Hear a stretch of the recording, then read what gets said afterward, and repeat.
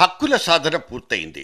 విభజన మాత్రం అనుకున్నట్టుగానే ఆవేశకావేశాల్ని మిగిల్చింది.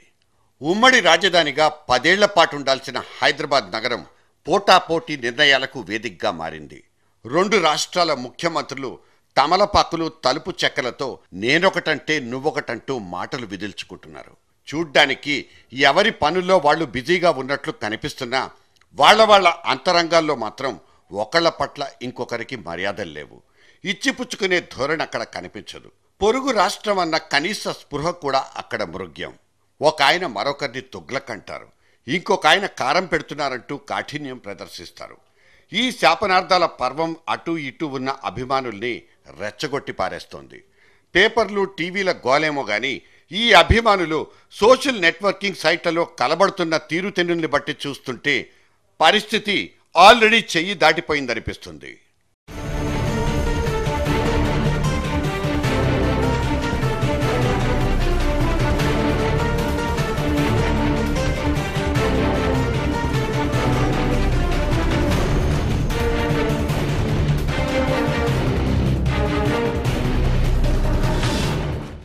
ఇద్దరు రాష్ట్ర ముఖ్యమంత్రులకు రుణమాఫీ పథకం తమకు తామే మెడలకు వేసుకున్న గుదిబండల్లాంటివి. ఈ రుణమాఫీకి రిజర్వ్ బ్యాంక్ ససేమిరా అంది. ఇక స్టేట్ బ్యాంక్ వంటి సంస్థలైతే ఈ రుణమాఫీ అప్పులెగ్గొట్టే వాళ్లకు ఆసరా ఇచ్చేట్టుగా ఉందంటూ ఏకంగా ఎకశక్యమే చేసింది. అయితేనే పట్టుబట్టిన ముఖ్యమంత్రులిద్దరూ తమ తమ నిర్ణయాలకే కట్టుబడ్డారు. 6 రుణమాఫీ చేసేస్తామంటూ ప్రకటనలు ఇచ్చుకున్నారు. ఒక్కొక్కళ్ళు మెరాథాన్ కేబినెట్ మీటింగులను పెట్టుకుని మాఫీ నిర్ణయాల్ని ప్రకటించారు.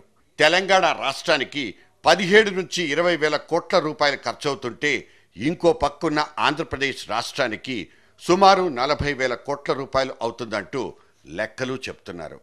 ఇందులో నిజమైన వాళ్ళు, అర్హతలున్న వాళ్ళు ఎంతమందనే విషయంలో మాత్రం క్లారిటీ లేదు.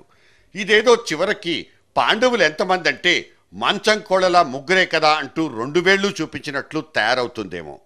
నిజమైన కారణాలతో అప్పులు తీసుకున్న వాళ్ళ సంగతి అటుంచితే ఎన్నికల సంవత్సరంలో ఎడాపెడా అప్పులు చేసి ఏలిన వాళ్ళొచ్చి ఎలాగో వాటిని రద్దు చేసి పారేస్తారనే ధీమాతో బతికేస్తున్న వాళ్ల లెక్కలు ఎవరు తేల్చాలి?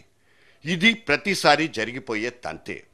బంగారాలు కుదవబెట్టుకున్న వాళ్ళు, ఇంకేవేవో తనఖాలు పెట్టుకున్న వాళ్ళు ఇప్పుడు బ్యాంకుల దగ్గర కొత్త అప్పుల కోసం క్యూలు కడుతున్నారు. ఏదైతేనే రుణాల రద్దుకు పచ్చజెండా లూపుకున్న 2 రాష్ట్రాలు మాత్రం రేపటి రోజున మోయలేని భారాలతో సతమతమైపోవడం ఖాయం.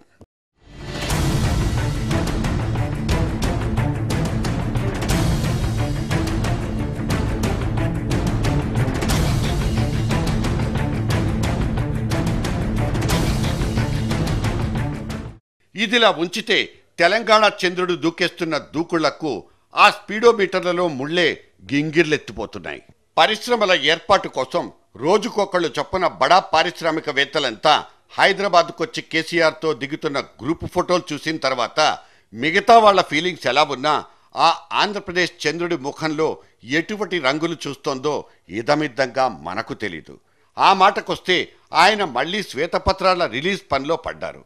రాష్ట్రం ఆర్థిక పరిస్థితి ఇది, నీళ్లు నిప్పుల సంగతి ఇదంటూ తాను తయారు చేసుకున్న వైట్ పేపర్లను రోజుకొకటి చొప్పున మీడియా మీదకు విసిరేస్తున్నారు. ఇందులో అప్పు తచ్చుల సంగతి అటుంచితే ఆయన అధికారంలోకి వచ్చిన ప్రతిసారి ఇటువంటి కాగితాలనే పంచి తన ఖాళీ ఖజానా గురించి డప్పు కొట్టుకోవడం షరా మామూలు వ్యవహారమేనంటూ విమర్శలు పడిపోతున్నాయి. ఇంకొంతమంది అయితే ఇంకాస్త దూరం వెళ్ళి ఇదంతా ఆ వరల్డ్ బ్యాంకు నుంచో లేక ఇంకో బ్యాంకు నుంచో అప్పు పుట్టించడానికి ఆడేస్తున్న నాటకమేనంటూ విమర్శిస్తున్నారు కూడా. నిజానికి వైట్ పేపర్స్ అనేవి ఒక ప్రభుత్వం విధానపరంగా కొన్ని నిర్ణయాలు తీసుకునే ముందు ప్రజలు, ప్రజాప్రతినిధుల అభిప్రాయాలు సేకరించడానికి విడుదల చేస్తుంది. ఈ వ్యవహారంలో చంద్రబాబును తప్పు పట్టాల్సిన అవసరమూ లేదు. ఆయనకున్న అపారమైన అనుభవంతో కొత్త రాష్ట్ర నిర్మాణానికి ఆ మాత్రం పునాదులు తవ్వుకోవాల్సిందే, కాదనిలేం. అయితే ఆ పునాదులే గట్టిగా లేకపోతే మాత్రం దాని మీద కట్టే భవంతి అనే సూపర్ స్ట్రక్చర్ కుప్పకూలిపోవడం ఖాయం.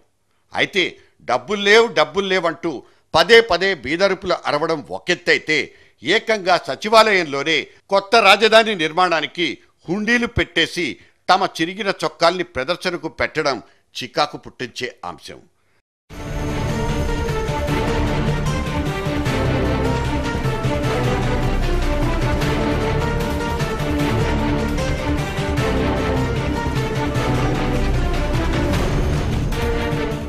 గతంలో ఓ మహానాడు ప్రాంగణంలో తెలుగు దేశాధినేత ఎన్టీఆర్ ఇలాగే తానున్న గుడిసె బయట ఓ పెద్ద హుండీని పెట్టి కేవలం 2 రాత్రులలోనే లక్షలాది రూపాయల పార్టీ ఫండ్ పోగు చేసుకున్న నేపథ్యం గుర్తొస్తుంది.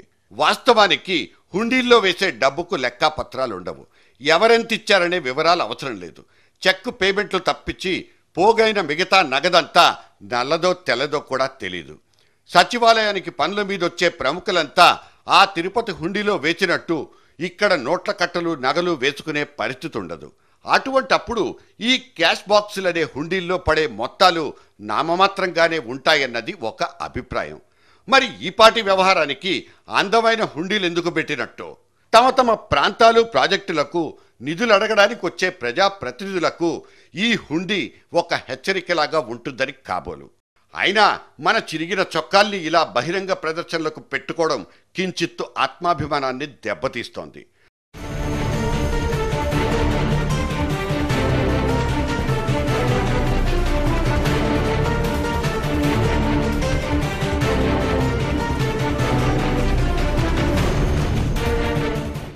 రాష్ట్ర విభజన నేపథ్యంలో ఆనాటి ఢిల్లీ పాదుషాలతో సహా మిగతా ప్రతిపక్షం కూడా బ్రహ్మాండంగా కత్తి తిప్పేలా అవశేషాంధ్రప్రదేశ్ రంగులు హంగులతో అవతరిస్తుందని డబ్బాలు కొట్టారు.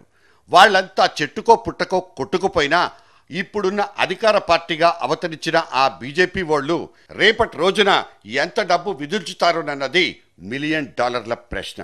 అంతేకాదు, అంటే ఆ మోదీ దగ్గరకెళ్ళి అర్జీలు సమర్పించుకునే అలవాట్లు మనవి. రాజధాని నిర్మాణం, ప్రత్యేక ప్రతిపత్తి నిర్ణయం, 16,000 కోట్ల లోటు బడ్జెట్, ఇలా లక్షల కోట్లకు చేరుకున్న నిధుల అవసరాలు ముఖ్యమంత్రి చంద్రబాబుకు నిద్రలు ఖరాబు చేస్తున్న పరిస్థితి. ఇక్కడ తెలంగాణ చంద్రుడి ధీమా నిర్ణయాల మాటలు కూడా ఎలా ఉన్నా తెలంగాణలో నీళ్లు లేక వెక్కిరిస్తున్న రిజర్వాయర్లు ఆయన ధైర్యాన్ని కూడా ప్రశ్నించకుండా ఉండలేవు. కేసీఆర్ మాటలు ఎన్ని కోటలు దాటినా వాస్తవ పరిస్థితుల పట్ల ఆయనకున్న అవగాహనను కూడా అభినందించకుండా ఉండలేవు. ఎడాపెడా జారీ చేసి పారేసిన రేషన్ కార్డులు, పింఛన్లు, స్కాలర్షిప్ల వెనక జరిగిపోయిన గోల్మాళ్లను ఆయన ఇప్పుడు ప్రశ్నిస్తున్నారు. ఆ మేళ్ల రాజా వారి హయాంలో పడిపోయిన సంతకపు పోట్లు ఈ ఖజానాకు ఎన్నెన్ని తూట్లు పొడిచాయో లెక్కలు తీయాలంటూ హుకుంనామాలు జారీ చేశారు కేసీఆర్. ఆ మాటకొస్తే అక్కడ చంద్రబాబుది కూడా సరిగ్గా అదే పరిస్థితి. పాత స్కాలర్షిప్పుల్ని రద్దు చేసి ఫాస్ట్ అంటూ తెలంగాణ విద్యార్థులకు ఆర్థిక సహాయాన్ని అందించేందుకు కొత్త పథకాన్ని ప్రకటించారు కేసీఆర్. ఇదంతా ఎంత గందరగోళంగా అనిపించినప్పటికీ నిజమైన లబ్ధిదారుల్ని గుర్తించడానికి చేసే ఒక గట్టి ప్రయత్నమని సంతోషపడాల్సిందే. క్యాలెండర్ పేజీలు చిరుగుతున్న కొద్దీ మనల్ని గిలిగింతలు పెట్టే వార్తలు ఉండకపోవచ్చు. ఇక కఠినమైన నిర్ణయాలు, వాటి పర్యవసనాలు ప్రజల్ని మరిన్ని ఇబ్బందుల్లోకి నెట్టేసే పరిస్థితులు రావచ్చు. కయ్యానికి కాలు దువ్వుతున్న 2 రాష్ట్రాధినేతలు విధిగా ఓ చోట బుద్ధిగా కూర్చుని చర్చించుకోక తప్పని పరిస్థితులు కూడా ఎదురవ్వచ్చు. ఆదుకుంటారనుకున్న ఆ మోదీయులు మొఖాలు చాటేయొచ్చు. కేంద్ర రాష్ట్ర ప్రభుత్వాల సంబంధాలకు కొత్త నిర్వచనాలు పుట్టొచ్చు. అయితే ఇప్పుడున్న ఇద్దరు అధినేతల ఆలోచనల్లో, విధానాల్లో, ధోరణుల్లో మార్పు రానంతకాలం వాళ్ళు చేసి చూపించాలనుకుంటున్న అభివృద్ధి, సంక్షేమాల ఫలితాలు ప్రజల్లో మాత్రం కనిపించవు. ఎ బిట్టర్ ట్రూత్.